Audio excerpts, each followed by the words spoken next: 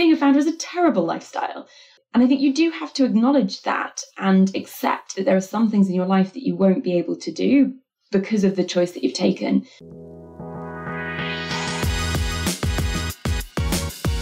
Welcome back to 40-Minute Mentor, the podcast on a mission to raise aspirations and inspire the next generation of category-defining founders, all in just 40 minutes. Before we dive into our brand new VC feature series, I wanted to revisit some of our earlier conversations with investors. So whether you're new to the podcast and just exploring some of our episodes, or you've been around for a while, today's episode will be a great refresher as it's one of our most popular episodes. Today, you'll be hearing from Alice Bentinck MBE, co-founder of Entrepreneur First and author of How to Be a Founder. Alice is a trailblazer in the tech and startup scene, known for her relentless drive to challenge societal norms and create opportunities for social mobility. In this episode, Alice shares invaluable insights from her journey, including her early career at McKinsey, co-founding Entrepreneur First alongside Matt Clifford, and the crucial lessons she's learned about talent, resilience, and what it takes to succeed as a founder.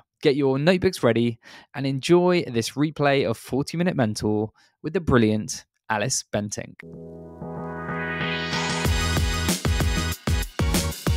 Alice, welcome to the 40-Minute Mentor. It's wonderful to see you. Thank you for joining us. A real pleasure. Thank you for having me. Fab. Well, I want to kick off, as we always like to, with a 30-second review of your CV, but we're going to do it slightly differently with a few quick-fire questions. So if you could finish these sentences with whatever comes to your mind, that would be amazing.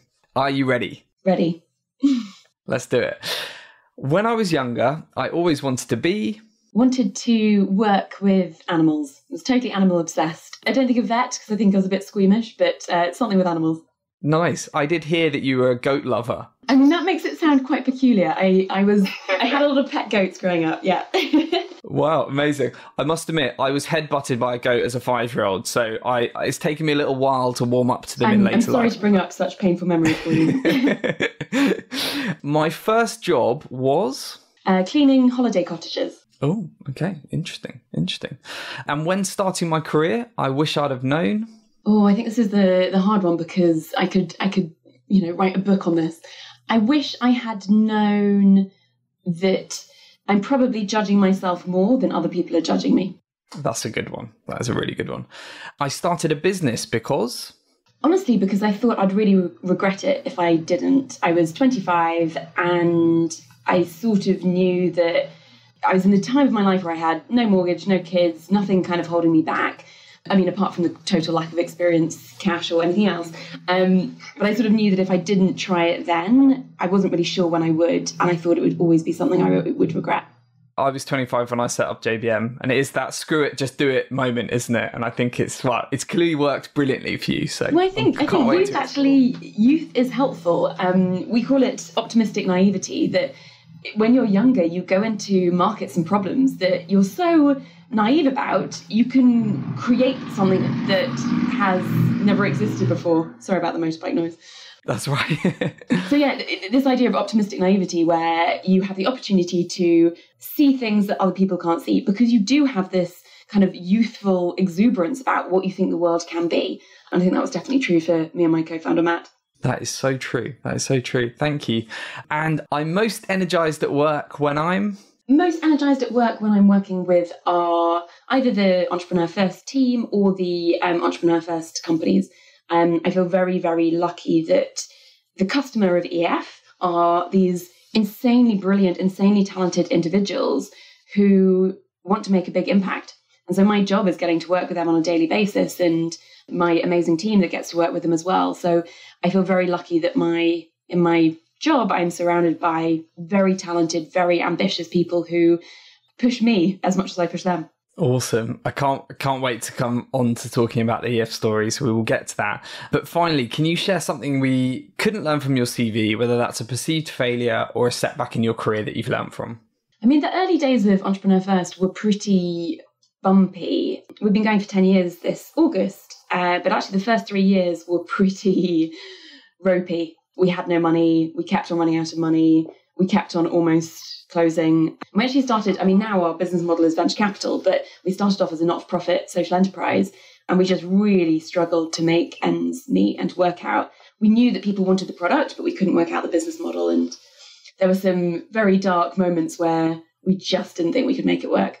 Really? That's really interesting. Well, thank you. Well, I think we'll definitely probe into that a bit more, because I think there's probably a lot of founders and entrepreneurs that have been in that sort of situation, and some maybe thrown in the towel. So it'd be interesting to know kind of what kept you going. But as you said, you launched Entrepreneur First in 2011 together with your co-founder, Matt Clifford. What did inspire you to start the business in the first place? So back in 2011, there were very clear default career paths for ambitious graduates. And when we first started EF, we were focusing mainly on people who had just left university. Now we take a much broader spectrum of people. But one of the kind of things we were seeing very clearly was that why is it that in the US and in Silicon Valley, the aspirational career path is to become a founder, whereas in the UK, the aspirational career path is to become a consultant or a banker or a lawyer or whatever it may be, whatever sort of peer-approved, parental-approved, cultural norm-approved career path there is. And that's what me and my co-founder Matt did. We left university, we became consultants, we went to McKinsey and had a great time there. But I don't think either of us aspirationally saw becoming a consultant as what we wanted to do with our lives. It was just what really ambitious people did. And so the original kind of idea behind EF was, which has stayed the same actually the whole way through, even though our product has changed enormously, is the world is missing out on some of its most impactful founders just because they don't know that they could be a founder. They don't think about it. Or if they are thinking about it, there are a bunch of structural reasons that make it very hard for them to become a founder. And the two that we really focus on are, I can't find a co-founder. Who do I do this with? How do I find somebody who's complementary to me? And then also, how do I know if I've got a good idea? We see so many people just not taking the plunge because they're noodling on the idea for so long, and then they miss the opportunity, either from a market perspective or from a life stage perspective. So really we know that there is so much latent founder talent across the world that is locked up in cultural norms. And today we're now in 6 countries across 3 continents. And it's amazing how similar that cultural norm pressure around careers is. And it's, in Singapore, it's not necessarily going into banking or consulting, it's going into the government and the civil service, which is the most aspirational career path. So it's different in each country, but this idea that actually what you choose to do as an ambitious person is culturally dictated, I think is a really important thing to understand and something that we're trying to challenge. Yeah, love that. And you've made a huge impact in the tech ecosystem. And I know some brilliant people that have been through the program and it's totally transformed their lives. So firstly, kudos to you. Can we go back to, I think one of the things I really like to do on the 40 Minute Mentor is talk about the tougher times that you've come through, because I think that can really help shape you as an entrepreneur and leader. You alluded to some of those early challenges. Do you mind going into that a little bit more detail? And it'd be great to understand what you learned from that experience and what might be helpful for any other founders or entrepreneurs listening. Sure. So, Matt and I really came to this totally clueless. And I think a lot of what we learned is now more widely talked about. The Lean Startup book that is now sort of so ingrained in everything that people do basically came out at the same time as EF. So we were sort of learning on the fly as that whole movement was coming out. But the first challenge that we had was we were going to universities and asking people whether they wanted to do this. And they really did. And that was amazing. We didn't expect that. I remember a slightly awkward moment where we were so convinced nobody would come to our first kind of talk in Cambridge that we tried to pay them to come to the talk. Oh, wow, really? And when we stopped trying to pay them and said, oh, actually, do you want to be a founder? If so, come to this talk. That's when they came to the talk. They weren't interested in being bribed to come along. But the challenge that we had was that the customer market was saying, yeah, we love this. But when we went to the ecosystem, what we heard time and time again is you can't do this. This is not how it works. You can't take individuals that don't know each other. You can't take individuals that don't have ideas. They're just not going to be good founders. And there was such a strong status quo in the kind of venture and startup ecosystem that, you had to have known your co-founder since you were in kindergarten. You had to have been noodling on this problem for the last decade, all this kind of stuff, which for lots of people is true. But actually, there's a whole bunch of founders that isn't true for, and there was just no offering for them. But what this meant was that, we couldn't raise any money. We had a bunch of kind of amazing people who offered their time, but we couldn't work out how to fund this. What is the business model behind this? And so our early business model was that we sold sponsorship to corporate sponsors. And so it didn't really work because we were set up as a social enterprise. But when you sort of said what our mission was, it's like, oh yeah, ultimate aim is we take these graduates and we turn them into millionaires. Now, that doesn't fit into most companies' CSR policies, unfortunately. Yes, true.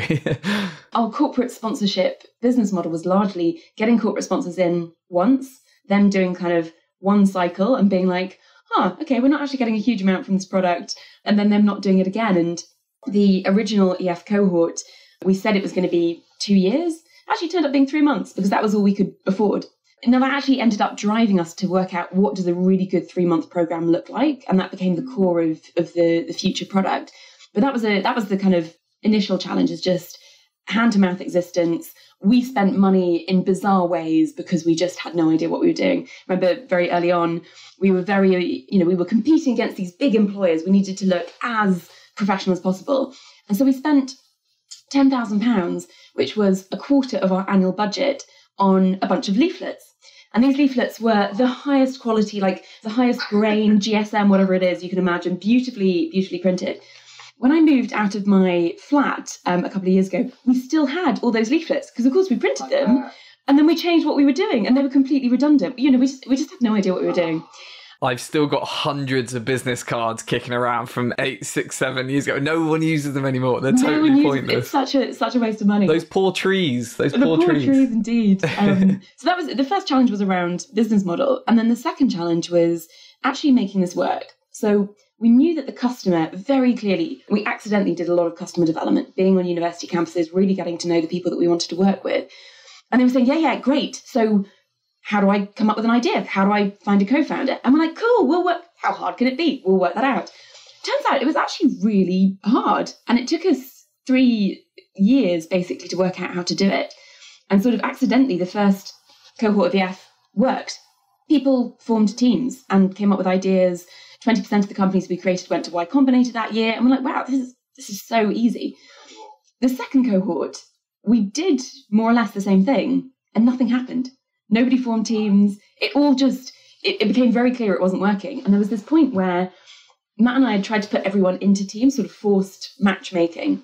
And there was a day one week, about sort of 4 weeks into the cohort, where one of the teams broke up and then another team broke up and all the teams broke up.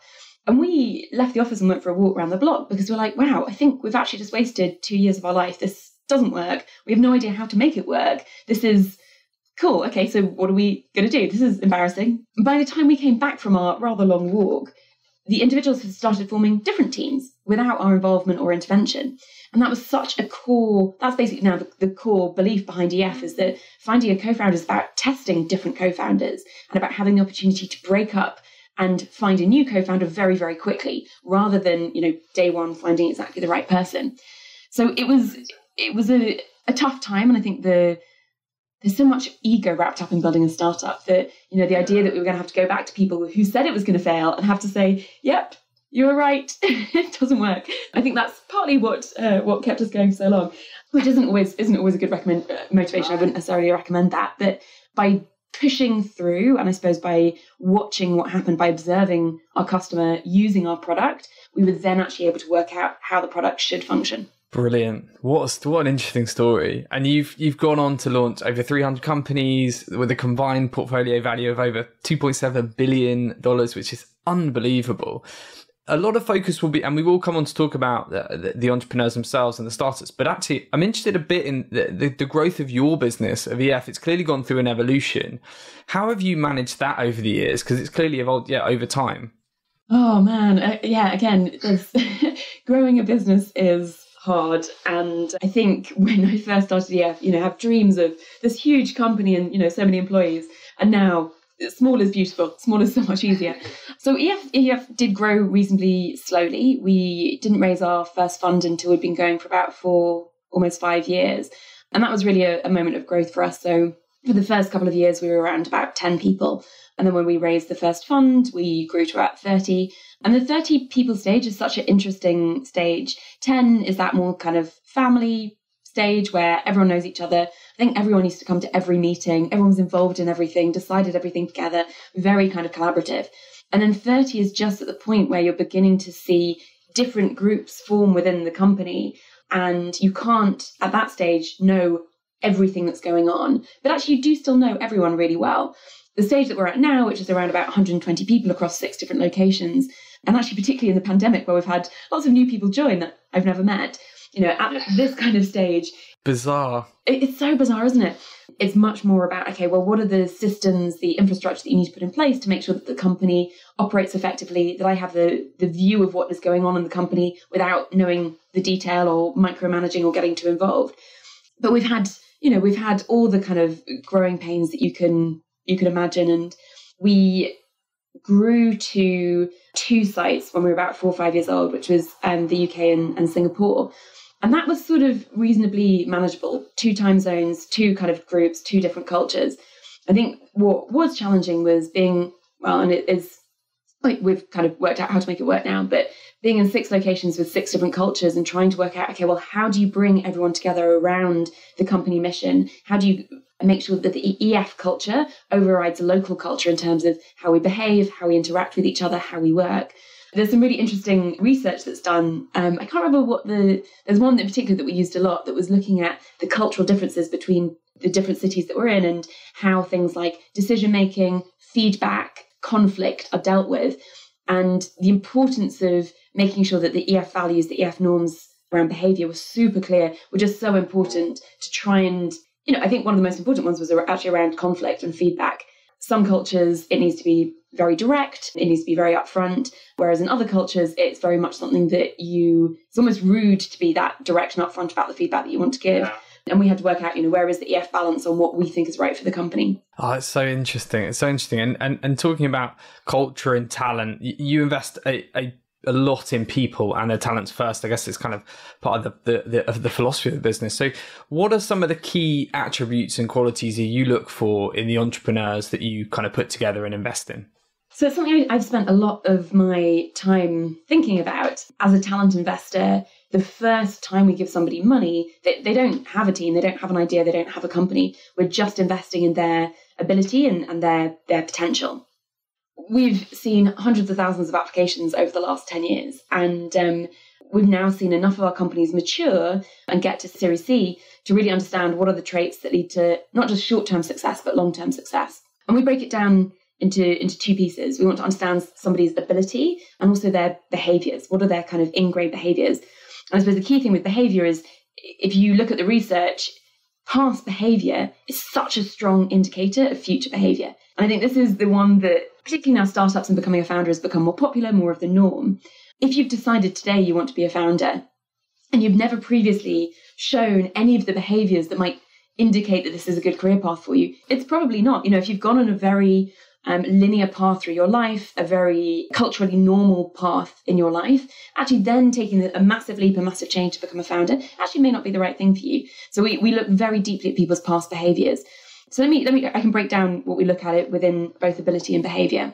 And with both of these, what we're looking for is exceptional individuals. So what we want to understand is, how do you perform compared to the rest of your peer group? And this is actually where the diversity piece comes in, and is a really important part of this, because we want to understand who is your peer group, who should we be comparing you to? Because if you've been to private school, been to Cambridge, joined one of the top companies in the world, actually your peer group who we're going to be comparing you to is very, very different from somebody who maybe didn't go to university or dropped out of school and didn't do their A-levels. And so making sure that we're comparing people against their peer group is one of the most important things we can do to make sure that we do make robust, diverse selection decisions.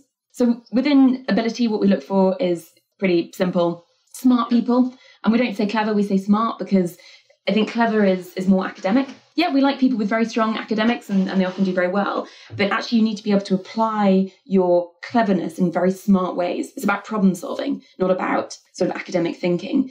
If you think about the role of a founder, largely you are just chief problem solver. Every day, whether it's deciding what the product is and understanding the problem of the customer, to, oh my God, what are the regulatory requirements for running for us, it was running a venture capital business. Okay, we need to learn that from scratch. Or this person wants to quit. How do I retain somebody when I've never done that before? So problem solving speed, problem solving ability, and that's how we capture in smart. And then the other thing we look for in ability is either technical skill, so somebody who has built stuff in the past, who maybe has a PhD in a technical subject, or somebody who isn't technical but understands how to apply technology, understands how to be commercial about technology. And often it's something that they may have done in quite a hacky way growing up. So either they're largely non-technical, but maybe when they were younger, they built and sold websites, or maybe they've been a product manager and have worked directly with technical teams. But we build software companies, and so having this either technical ability or the ability to think about tech in a very commercial way and know how to apply technologies is super important. So on the behavior side, I think that's where it's kind of some of the more interesting stuff. And ability for me is much more of a hygiene factor. Behavior is where we really understand, okay, is this going to be somebody who we think could be an exceptional performer on Entrepreneur First? So behavior, there's two things we look for. Are you an outlier and are you a leader? Why you need both of those is there's a bunch of outliers in the world that go off and do incredible things by themselves. The key thing about being a founder is you can't do it by yourself. You often need a co-founder, but you also need to take a team on that journey with you. So from a leadership perspective, we want to see that you've generated followership. I think it's very easy for people to say like, oh, I'm a leader. Okay, well, if you're a leader, show me who followed you. Where did you make a decision that was difficult or unusual and you took people on that journey? So it might be that you convinced somebody to do something. That's a form of leadership. Or it might be that you actually led a team to do something and achieve something. On the outlier side, there are two things we look for. One is drive to achieve. And I think this is a really, really key one. You know, being an entrepreneur is so unbelievably hard. It is just, as you know, it's relentless. But you have to be the kind of person who is willing to get up every day, take the shitstorm that usually comes with being a founder, and focus on trying to achieve something. And so we talk about drive to achieve because we don't want people who have just attempted things. And it's fine if you've failed, but if you've always failed, it's probably not a good indicator. We want people who have failed in the past, learned from those failures, and then have achieved crazy things, often in like many different areas. So some of my favorite people when I look at EF applications, they've been, there was one application where this guy had been on the kind of Olympic GB youth squad to prepare for the Olympics, got injured and then went to Imperial, was top of their year at physics, but then also released a dance music track that was sampled by one of the biggest EDM musicians in the world. And this is all before they're like 22. So it's just like achievement after achievement after achievement. But then the kind of counterbalance to this is you need to be the kind of person that challenges convention. So if you've done that linear achievement where it is, you've got good A-levels, you've gone to a good university, you've got a good job, yes, you're achieving, but actually at what point have you challenged convention, taken the unusual path, taken a risk? And that's the balance that we want to see. We want people who are constantly achieving things, but they're also taking unusual paths, taking risks, doing the unexpected. And we find that the combination of those kind of ability and behaviors pieces, they're very, very strong indicators, very predictive of who ultimately will be successful. It's absolutely fascinating. And it makes me think you've always codified it, how, what typically works. And you've done an amazing job of putting together talented people and creating these awesome companies. How did you know that you were Matt in the early days prior to knowing all the things you know now? How did you know that you could build a business together? And in terms of complementary skills now and kind of how you run the business, how does that work?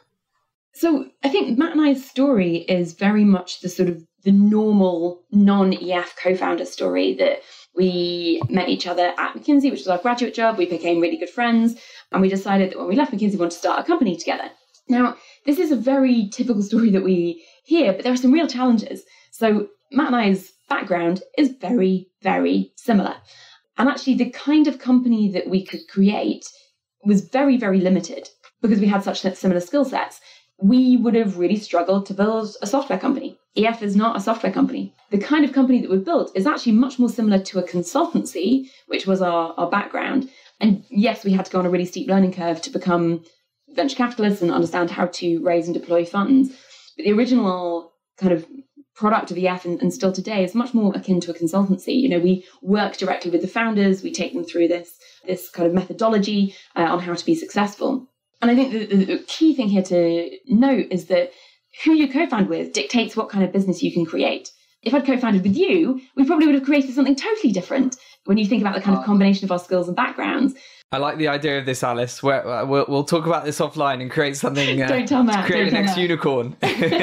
So I think that, we've been really lucky that we've had a great co-founding relationship, and we've worked together so closely for 10 years, and I feel very lucky to work with him. And over the last 10 years we have worked out, okay, well, what are our preferences? What is the work that Matt prefers doing? What's the work that I prefer doing? And luckily, although we didn't know this at the beginning, there was a split, and Matt is incredibly good at raising money. I think for his generation, he's one of the best fundraisers out there. So, and that's both raising capital for EF, the company, our companies, but also for our funds.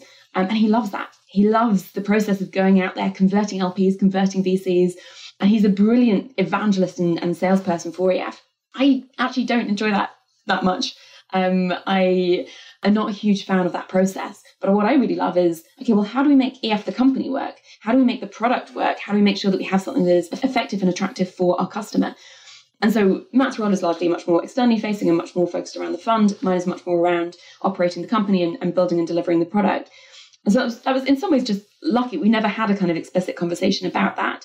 And I would very much encourage people as they go into a co-founding relationship to be very transparent about their preferences. Yeah. That's really, really interesting. And as somebody that is a solo co-founder, I am envious, if I'm honest, that when I see successful co-founder relationship, I can really see the value in that. And it's only as our team has grown that I've really kind of come to really appreciate the importance of having a sparring partner and someone to throw ideas around. I don't know how people do it without a co-founder. I take my hat off to you, because it's so, the phrase "it's lonely at the top," it's particularly lonely as a founder at the top, and having somebody who you can have an honest conversation with about how awful things are and like how nothing's working, and you can't necessarily have those transparent conversations with your investors, advisors, and employees, nor should you. But having that person who you can say, actually, I think I'm really down, I hate everything. And they can say, well, actually, why? Like, look at this great thing, look at this great thing. Yeah, I don't know how people do it without a co-founder. It's very true. I'm lucky. My wife is very much my sounding board. Different industry completely, but she's been here from the early days and backed me, believed in me when, as a 25-year-old, most people didn't. So I'm very lucky in that respect. But also, and we'll talk about it in a minute, mentorship, I'm very lucky and blessed to have had some wonderful mentors in all different shapes and sizes. I guess I've leaned on them maybe more than others because I didn't have that co-founder, and I think that's been very helpful to me.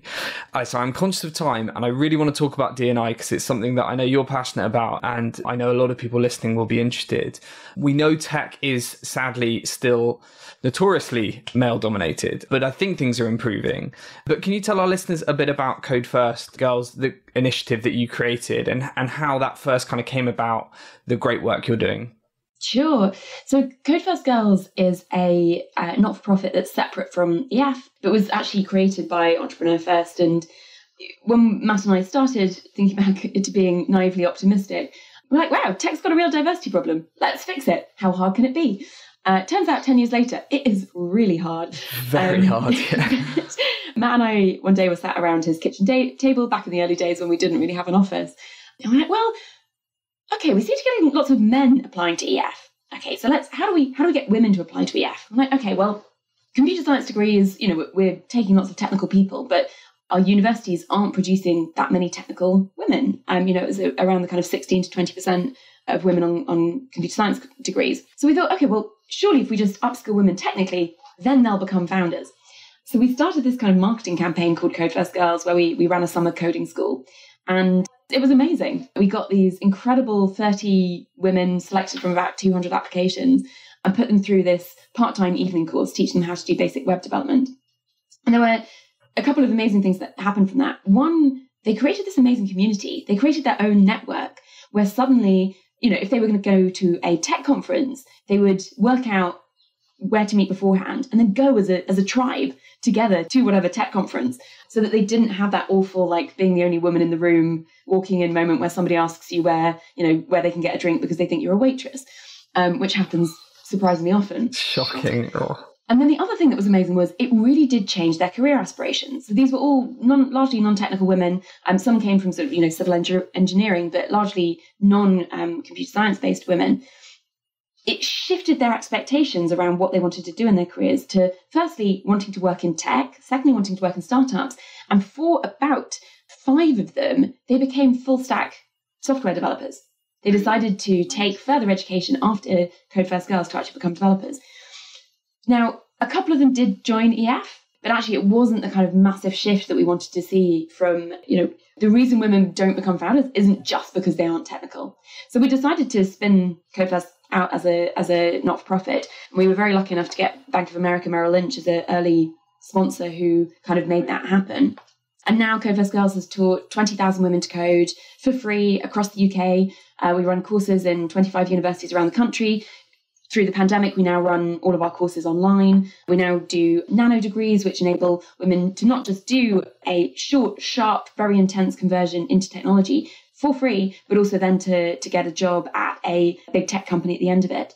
So CodeFirst Girls has done amazing work in terms of making young women aware of tech, giving them the confidence, the network, the language to be part of tech. We still need to do work on getting more women to be founders. So that's the kind of not the downside of CodeFirst Girls, but it solved one problem. It just didn't solve the other. Yeah. Oh, well, I just think it's absolutely incredible, and we need more of it, really. I mean, what more do you think can be done to promote D&I in the workplace? It feels like it's a topic that's being talked about more, but there's still a lot of progress that needs to be made. Are there particular things in tech that you think anyone listening, any founders listening, any investors listening to this could be doing more of? One of the questions I get asked most by our alumni is, how do we hire diversely? And I think one of the misunderstandings is around how much legwork you need to do to build a diverse team. So you need to invest. You need to invest money, but largely through somebody's time. So if you're recruiting for a role, it's understanding that you may need to reach out to diverse candidates 2 or 3 times more than you would for other candidates to convince them to apply to the job.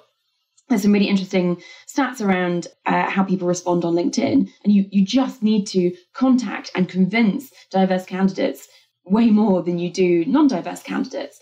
One of the companies in our portfolio, Nplan, has done a fantastic job at this, where they've almost got to gender parity on their engineering team, which is so unusual for a Series A startup. And, they're doing construction tech. And they have invested so much time, headspace, and money in building a brand, recruit a brand to not just attract diverse talent, but then once they've attracted them, make sure that they are embedded in the team and it's a place that diverse talent actually wants to work. Alan Mosca, the CTO there, has done just an amazing job at this. So it can be done, but it has to be done thoughtfully, and it has to be done with a real commitment to make it happen. The stuff that companies should be doing is things as simple as like gender pay gap analysis. It's not that hard to do, but actually by doing it, it can give your employees a real sense of, whether there is a problem, how they're being treated, and then making sure that it's the simple things that we all know to do, but lots of people don't feel they have the time to do. So diverse shortlists for any roles that they're hiring, making sure that they appropriately advertise for roles, making sure that there's fair promotion opportunities for internal candidates. So it's about being thoughtful. It's about creating systems within your company that give you the nudge. What is the nudge when you're about to make a hiring decision that encourages you and the others in your company to make sure that you are following best practice? Startups are about speed. Everybody wants to move fast. So how do you bake in these processes in a way that aligns with your willingness and need to move fast? So much brilliant advice there, Alice. I think one of the things you said, which I think really makes a difference, is you've got to really commit to this. And it's not an overnight thing, is it? You've got to work on it, and you've got to be thoughtful, and you've got to put in the time and invest. Because we do see a lot of companies talking about D&I, posting about it, but actually when it comes down to it, they don't actually invest in making sure they can attract and retain that sort of diverse talent. And I think that really needs to change. So thank you for sharing your thoughts on that.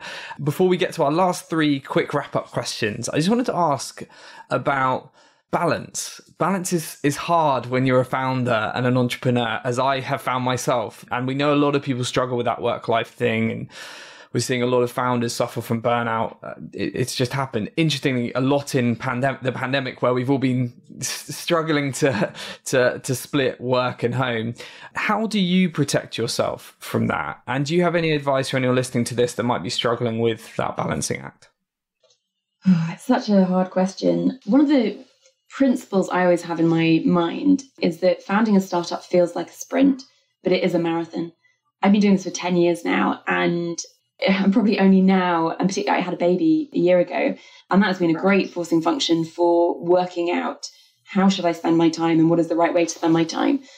I think one of the key things to remember is you do have to work really hard as a founder. Being a founder is not a lifestyle choice. People talk about lifestyle businesses as opposed to like high scale venture-backed businesses. There's no such thing as a lifestyle business. Being a founder is a terrible lifestyle. And I think you do have to acknowledge that and accept that there are some things in your life that you won't be able to do because of the choice that you've taken. And one of the ways I've always thought about it is there's a sort of micro versus macro here. My day-to-day micro is pretty stressful and sometimes not particularly fun. But actually what keeps me going is the macro, that what I'm doing with my career and my life, because it's not just my career, it's most of my waking hours still 10 years in is thinking or working on Entrepreneur First. But I love the macro. I love that ultimately the problem that I'm working on is one of the most interesting problems in the world. Our mission is to transform the lives of the most impactful people. Who wouldn't want to spend most of their waking hours thinking about that? So I think as a founder, one of the most important ways to prevent burnout is to be truly obsessed and delighted by the problem that you're solving. If you love your customers and you love solving the problem for your customers, I find that gives me huge resilience and huge enjoyment. And, as I was saying at the beginning, the thing that I enjoy most is talking to our customers. And actually, if I've had a bit of a crap week, spending half an hour with one of our teams who either isn't doing very well and you feel that you can really add value and change their trajectory, or one of our teams that's killing it, it's just the biggest boost. It really kind of reiterates to me why I'm doing this. And I think as a founder, you've got to love your customer. Choose a customer that you want to hang out with. Choose a customer that when you're feeling down, you want to reach out to them and be like, hey, let's catch up, rather than thinking, oh man, the thing I need least right now is like 20 minutes with one of my customers. So I think, there's all the usual things that like, meditate, which I don't do because I don't have time, which I'm sure is bad. Or like exercise, which I don't really do since I've had a baby because I don't have time. Or, there's lots of kind of things that you get sleep, don't do that because of baby. Spend a lot of time with my baby. So broadly, my life is work or baby, and the pandemic has been really useful for that. And that I think one of the lifestyle mistakes that I made was we've got 6 locations across a very broad set of time zones, from Toronto to Bangalore. And me and my co-founder Matt would be on a flight every week. So I would be changing time zones by 8 hours, usually every fortnight. And like, that is no way to live. It's no way to run a company. That's not sustainable, is it? Oh. Well, this is having a baby. I've actually got more sleep and haven't been permanently jet lagged. And setting up a way of working that enables you to be the best version of yourself as a founder, doing multiple time zone changes all the time. Actually, I don't think meant I was a very good founder. I was so focused on being tired and just, getting on the next plane, whatever it was, that I don't think it enabled me to make good macro decisions.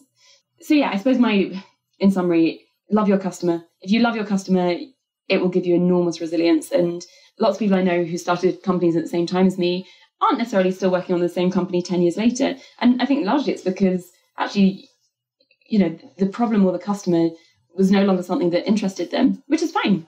But I think for this kind of long-term resilience, getting energy from your customers, it's just, it's the best. That really resonates with me, Alice. I think a lot of people, I hated recruitment when I started my career. And then when I set up on my own, I realized despite the long hours and many knockbacks that you get in any sort of sales industry, I get such energy, and I really do love working with candidates and clients, and it really makes me want to get out of bed in the morning. I never have Sunday night blues, and I think that hopefully rubs off on our team and also clients. And I think someone like yourself, 10 years down the line, I'm not surprised that so many brilliant people want to come work for you and through EF, because you still exude that energy and positivity, and that is so good to see. So thank you for sharing that. We're sadly at the end, so I'm going to be really fast on these last 2 questions, but we are on the 40-minute mentor. Do you have one, or many mentors? And if there was one person in the world that could mentor you, who would it be? So yes, the most consistent mentor advisor that Matt and I have both had is actually our coach. So we got a coach pretty early on. And I remember when we found out how much it was going to cost, we sort of, bleeding from the eyes moment. But it's been the best investment we have ever made. Our coach, Lucy, from People Untapped, she's been on the journey with us. She has worked with us for years and years, and she has seen and watched us develop. We actually had a session with her yesterday, and we were talking about some challenge, and she was like, well, this is really interesting, because do you remember when 4 years ago you did this thing? You're like, oh God, we're making the same mistake. But just having somebody with that longevity of reflection who can force that reflection on you, encourage that reflection on you, has just been so immensely valuable. And then I think from a mentoring perspective, I think it's very much a mentor for the stage and problems that you have. So I've been so lucky and thankful to many people who sometimes it's an hour. Sometimes an hour is all you need to change your perspective on something.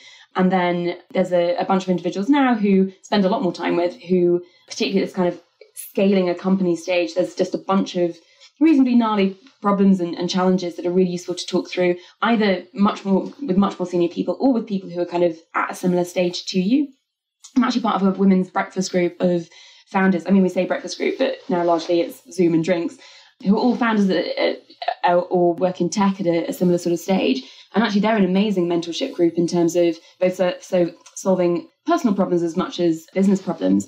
And then we're very lucky to have amazing investors people like Reid Hoffman, who's the founder of LinkedIn, who's given us an enormous amount of his time, and being able to learn from one of the world's very best founders and investors, was the first investor in Airbnb, and just being able to learn from that experience and see his pattern matching and pattern recognition has just been absolutely incredible.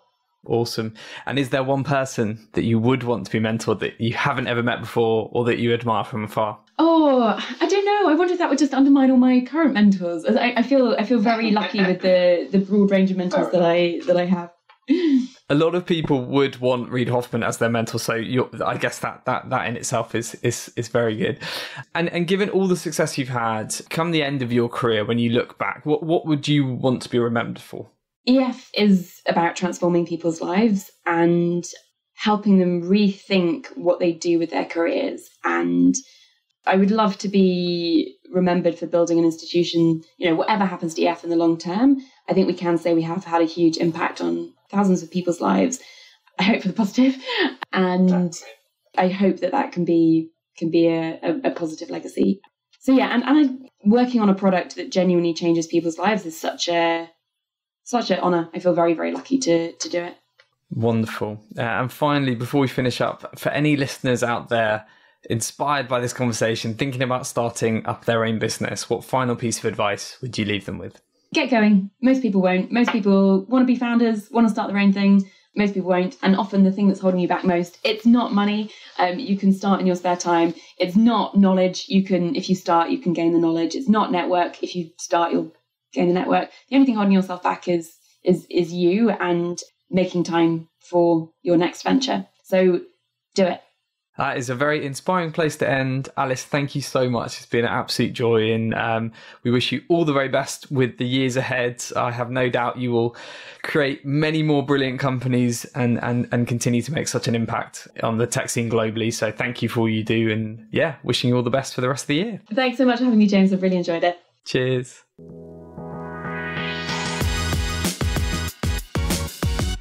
Thank you so much for tuning into today's episode. I really hope that you found it useful and inspiring. If we have left any questions unanswered, or if you have any feedback or guest recommendations for future series, then please make sure you get in touch on info@jbmc.co.uk. I often get asked by listeners how you can help us spread the word about 40 Minute Mentor. There are two simple ways you can help. Firstly, share this episode on your preferred social media platform, and LinkedIn is probably where I'm most likely to see it. And you can also leave us a review on either Apple Podcasts or Spotify. Every share on social media and review left on the podcast platforms really helps us to get 40 Minute Mentor in front of new audiences and share the power of mentorship even further. Thank you so much for your ongoing support, and I look forward to seeing you again next Wednesday for even more pocket-sized mentorship.